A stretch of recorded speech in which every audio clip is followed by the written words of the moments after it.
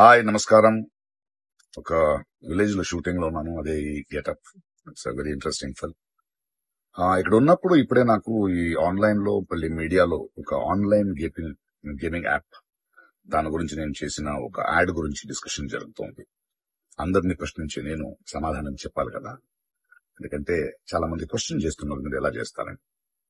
అది ఒక 2016, ఒక 9 years బ్యాక్ ఇలాంటి ఒక యాడ్ నా దగ్గరకు వచ్చింది. నేను చేశాను, నిజం. ఆ తర్వాత కొన్ని నెలల్లోనే అది తప్పని నాకు అర్థమైంది. వాళ్ళు మళ్ళీ 2017 లో దాన్ని ఎక్స్టెండ్ చేస్తానంటే, లేదండి ఇది తప్పు, తెలియక చేసేసాను. బట్ చేసేసాను కాబట్టి అగ్రిమెంట్, మీరు దాన్ని రిలే చేసి తీరాలి. బట్ 2017 నుంచి మీరు వాడకూడదు, నేను రాను అని చెప్పేసి.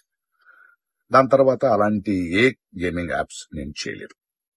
2021 లో కూడా ఆ కంపెనీ ఇంకో కంపెనీకి అమ్మేసి వాళ్ళు దాన్ని ఏదో సోషల్ మీడియా ప్లాట్ఫామ్ లో యూజ్ చేస్తే నేను వాళ్ళకి నోటీసులు, వాళ్ళకి ఈమెయిల్, మళ్ళీ వాట్సాప్ లో పంపించి, లేదండి ఇందులో నేను లేను, ఇది చేయకూడదు, కాంట్రాక్ట్ అయిపోయింది, ఇది తప్పు అని కూడా చెప్పాను. వాళ్ళు ఆపేశారు.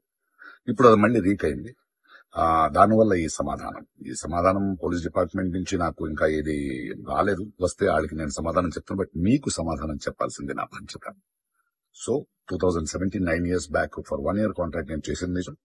అది తెలిసిన తర్వాత దాన్ని ఆపింది నిజం. ఆ తర్వాత నేను చేయలేదు అనేది కూడా నిజం.